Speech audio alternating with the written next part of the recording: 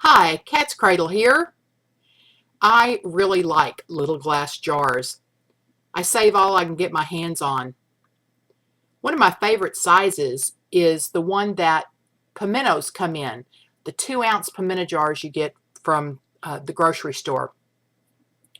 These are perfect for storing dehydrated bell pepper or jalapenos or even ground jalapeno powder or bell pepper powder. I can even store some dried celery in them. Anything that I'm going to use to make savory foods is fine. But there's a problem with these little jars. There's a little rubber gasket in the lid, and of course it gets stained red from the pimentos, but it also picks up that peppery pimento flavor. And try as I might, I can't get that out. I've tried vinegar, I've tried bleach, I've tried all sorts of things to soak it in, and it still retains just a very, very slight pimento scent. I decided I would order some jars, and I started looking around for them, and some of them were very expensive, and some of them you had to order in huge quantities, and I didn't want to do that. I really only wanted a dozen. I ended up having to order 24. But I searched all the sites, and when you go to the cosmetic sites or you go to the essential oil sites, all those who are trying to, to sell you cosmetic related kind of products, they're really expensive. I also did not want to buy dark jars. I know I'll get some comments, oh, you should store your stuff in dark jars. That's really not an issue for me because I store them totally away from sunlight. So I didn't want to pay the extra added expense of getting the dark jars, those brown ones. So anyway, I searched and searched, and I finally found a site that I would order from, and my shipment of jars arrived today.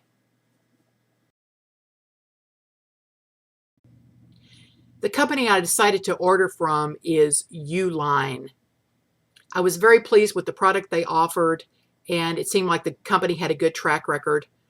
They also would allow me to order the jars in small quantity instead of having to order 500 or 100 or something like that. I was able to order a single case of 24.